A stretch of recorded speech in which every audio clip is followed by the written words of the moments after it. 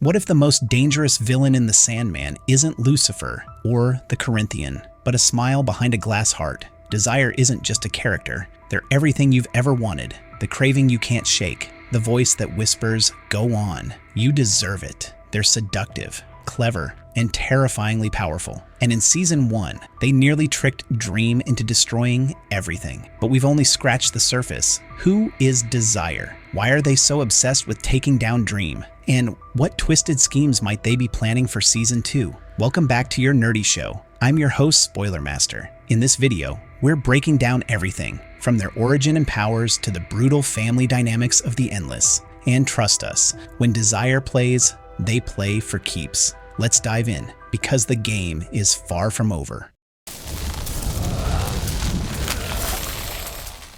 The origin of Desire. Who are they really? Desire is one of the 7 Endless, anthropomorphic personifications of universal forces. They are the third youngest, the twin of despair, and exist to embody craving in all its forms. Not just lust or passion, but every form of longing, power, connection, revenge, chaos, control. To the Greeks, they were known as epithumia, meaning longing or lust, a core force in human psychology. But desire is not simply a god or a cosmic entity. They are older than gods, not born, but manifested, becoming real when sentient life first began to want. Unlike Dream, whose role is confined to the sleeping realm, desire flows through everything and everyone, touching every mortal and immortal being. They have no static gender, no fixed identity, only the ceaseless tide of want. Desire resides in the threshold, a towering statue of themselves made of flesh and bone, shaped like their own body. The interior is a maze of hallways within a body, fitting, given that desire operates within everyone's internal maze. Their sigil, a glass heart, sharp and reflective. Serve me well enough. She is only human. Desire's role in season 1, manipulator in the shadows. While Dream spent season 1 reclaiming his tools, rebuilding his kingdom, and confronting Lucifer and the Corinthian, Desire lurked behind the scenes, quietly, patiently plotting. Desire's major plan hinged on one figure, Rose Walker, the Dream Vortex. Vortexes are rare, powerful beings who draw dreams and people together, sometimes to catastrophic effect. Dream had no choice but to consider killing her to preserve reality. But here's the twist. Rose wasn't supposed to be the Vortex. Desire manipulated events during Dream's century-long imprisonment to ensure that Rose would be born. They impregnated Unity Kincaid while she slept, knowing the child would become the Vortex. And why? Because if Dream killed her, he'd spill family blood and act with dire consequences among the Endless. It wasn't just about power. It was about putting Dream in his place, about punishing him for his perceived arrogance, about reminding him that even he is subject to desire, even if he won't admit it. When Dream confronts Desire about this manipulation, the exchange is intense. He calls them out, stating that the Endless are servants of life, not its masters, that they do not control mortals. Mortals define them, but Desire remains unrepentant. They don't fear Dream, and they certainly don't plan to stop.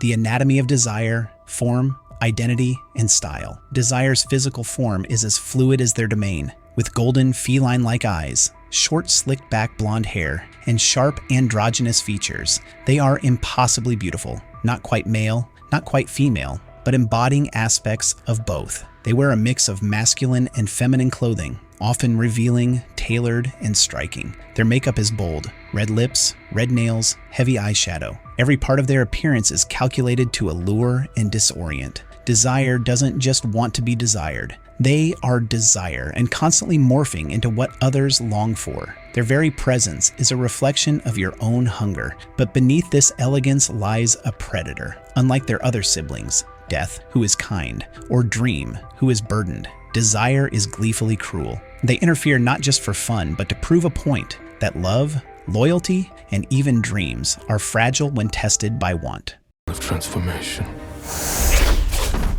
Of life. Powers and abilities. More than mortal or god, Let's be clear, Desire isn't a trickster god, a demon, or some overpowered villain from mythology. There's something far more terrifying, metaphysical, essential, unstoppable. Desire isn't just powerful, they are power. The kind that whispers in your ear and lives in the pit of your stomach. So what exactly makes them so dangerous?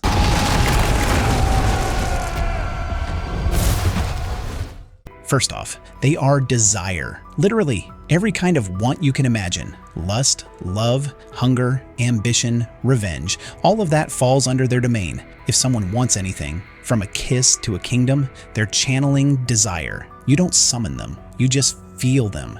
Then there's desire manipulation. Desire doesn't just make people want things, they turn it up to 11. They can take a little crush and push it into obsession. They can turn love into jealousy or dreams into dangerous ambition. And the scariest part, most people have no idea they're being nudged. They just think, this is what I want. That's desire's real magic, subtle influence with world-breaking consequences. They're also everywhere, because everyone, everywhere wants something. That means desire is always present. They don't knock, they don't ask. They're just already inside, living rent-free in every heart, every mind, every secret craving. Like all of the Endless, they've got some classic powers too. Shape-shifting, magic, realm hopping, the whole cosmic toolbox. They can appear however they want, wherever they want, and make the rules bend to their will. Reality isn't really a limit when you're one of the primal forces of existence. Oh, and resurrection. Yeah, they've done that too. Dream once mentioned that Desire brought someone called the King of Pain back from the dead, just to use him as a pawn in one of their games. So yeah, if raising the dead is just another Tuesday for them, imagine what else they can do. But here's the thing, Desire doesn't need to crush cities or summon storms. That's not their style. Their true strength is infiltration, slipping quietly into your thoughts, into your wants, and widening the cracks. They don't force you to make bad choices. They just make you really, really want them. And by the time you realize it was all part of the plan, it's already too late. Desire's relationships with the Endless. Now let's talk family. And when it comes to the Endless, that word gets complicated fast. Desire may be part of this ancient cosmic family, but they're easily the most divisive sibling at the table. Let's break it down. First up, Despair, their twin. These two often work together, and that makes sense. Desire leads to disappointment, to emptiness, which is basically Despair's whole deal, but don't mistake that for love. Their relationship feels more like a business partnership than a sibling bond. Cold, calculated, and honestly, a little creepy. Then we have Delirium. She's chaos in a glittery package, unpredictable, strange, and often heartbreaking. Desire doesn't mind Delirium's madness though. In fact, they'll team up with her when it suits their goals. If they can nudge her in a direction that causes some cosmic drama, even better. Now, Dream. Oh boy. This is where things get really personal. Desire absolutely can't stand Dream. They think he's arrogant, overly serious, and way too proud of his responsibilities. Dream sees himself as the protector of stories and imagination. But Desire? They think all of that is built on craving. People dream because they want. And in Desire's mind, that means it all starts with them.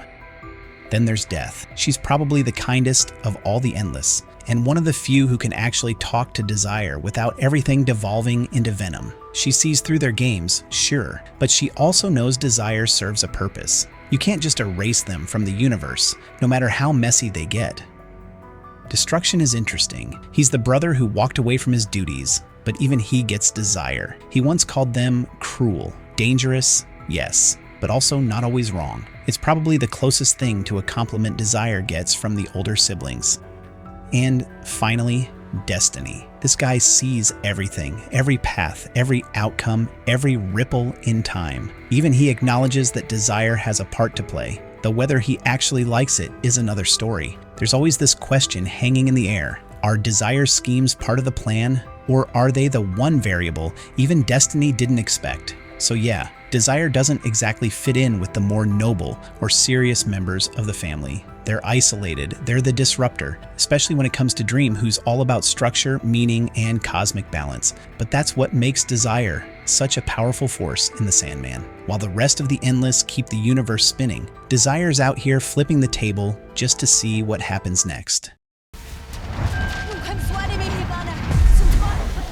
Season 2, predictions, what's next for Desire? So Season 1 left us with a major mic drop moment. Dream confronts Desire, calls out their manipulation, and basically tells them, try something like this again, and I'll end you. Desire, they just smiles. No fear, no apology, just smug confidence. So what now? What's Desire's next move? Let's talk about what might be coming in the Sandman Season 2. First up, more schemes. Desire doesn't give up, they just get sneakier. Their last plan with Rose Walker nearly worked, so what if they go after someone else close to Dream? Lucien maybe? Or even Orpheus, Dream's son? That would really hit a nerve.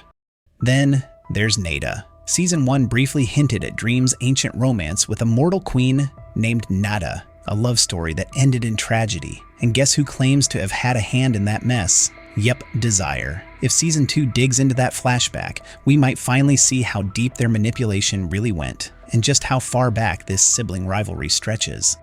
We could also be heading toward a full-blown family meeting. In the comics, there's a moment when all the Endless come together. And let's just say, it's awkward. Desire's recklessness gets called out in front of everyone. There's tension, finger-pointing, and we might even learn why Desire has such a personal grudge against Dream. Is it pure ego, sibling rivalry, or something deeper?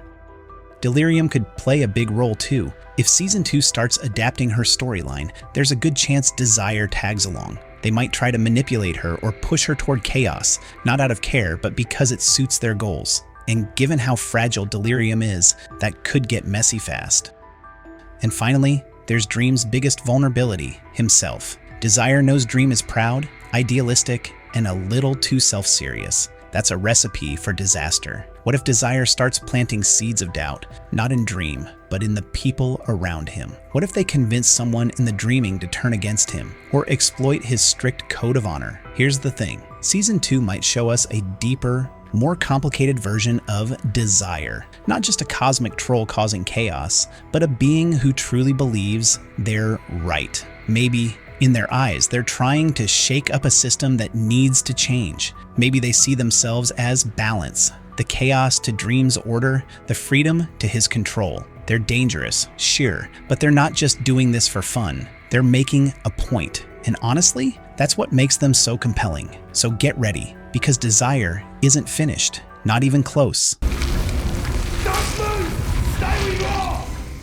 Our Nerdy Thoughts Desire is a mirror, showing us what we want, what we fear, and what we might become if we gave in completely. In the Sandman, they aren't just a villain, they're a challenge. To Dream, to the Endless, and to us as viewers. With Season 2 on the horizon, Desire is poised to play an even bigger role in shaping the story's emotional and existential stakes. And if there's one thing we know for sure, they'll make us want more. Don't forget to like, subscribe, and let us know in the comments. What do you think Desire's endgame is in the Sandman? See you in the next one. Dream of the Endless commands you. No, what the heck, I'll laugh anyway.